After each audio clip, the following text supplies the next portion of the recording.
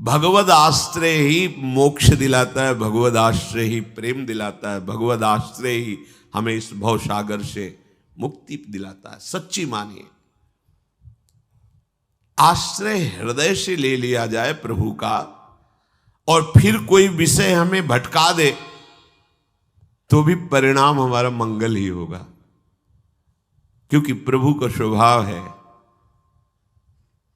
विमुख भय निमिषो न अकृपा, जब चितये तब वैसे। बड़ी ये बात जो सूरदास जी महाराज के पद में है, ये हृदय को लूट लेने वाली बात है।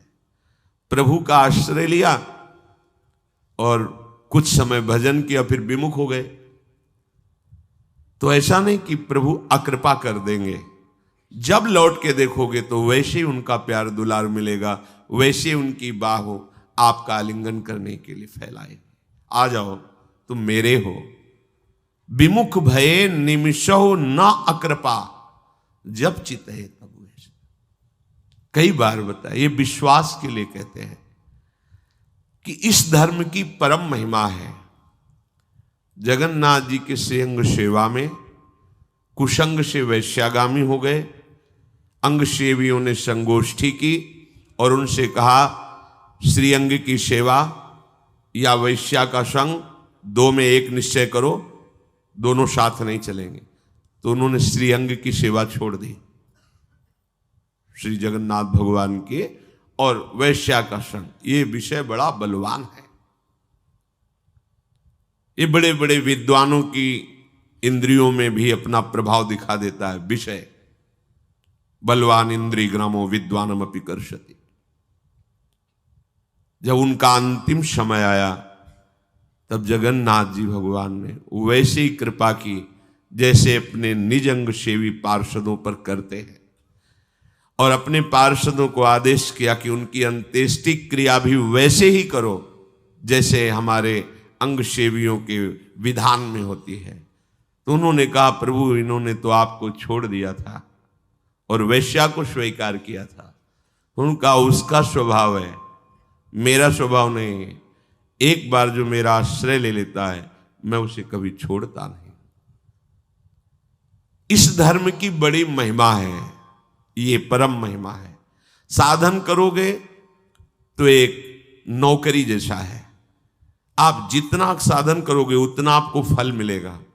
लेकिन भगवद आश्रय होकर नाम जप करोगे, ये नौकरी नहीं है, ये घर की बात है।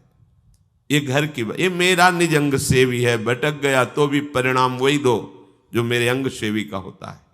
ऐसा हमारे प्रभु का स्वभाव है। उमा राम स्वभाव जे जाना, ताई भजन तज भावना ना। ये ऐसा परम धर्म है, कोई भी इस धर्म में चलने वाले को परास्त नहीं कर सकता। ये बात ध्यान से समझ लीजिए। जैसे कोई बहुत बड़ा तांत्रिक है और वो भूतों को वश में करने वाला है और तुम्हारे ऊपर भूत लगा दे, तंत्र के द्वारा मारण मूठ या कोई शाप या किसी तरह का अमंगल, ध्यान दीजिए, ये इस धर्म की बड़ी महिमा है। यदि आप भगवद आश्रित हैं, नाम जप कर रहे हैं, तो ना माया का कपट चलेगा, ना किसी का तंत्र तुम्हारे ऊपर चलेगा, ना किसी का कोई मारण मंत्र चलेगा, ना कोई भूतावेश तुम पर आविष्टित कर सकता है, ना किसी भी तरह की कोई विष आदि की। यदि आप सच्चे हृदय से भगवान की शरण में हो तो तुम्हारे ऊपर विष का भी प्रभाव खवाया जाएगा, विष वो हो जाएगा स्वास्थ्यवर्धक अमृत। गरल सुधा, गोस्वामी जी कह रहे, रिपु करहि मिताई, गोपद सिंधु अनल शीतलाई। जो भगवान का आश्रित जन होता है उसको विष भी अमृत हो जाता है। अगर उससे दुश्मनी करेगा ना कोई और उसका बुरा चाहेगा, वो जितना कुप्रचार करेगा, निंदा करेगा, उतने उसका यश बढ़ेगा। अगर वो आग लगा देगा तो उसके शरीर में चंदन से भी बढ़कर शीतलता का काम आग करेगी। जो भगवद आश्रित है।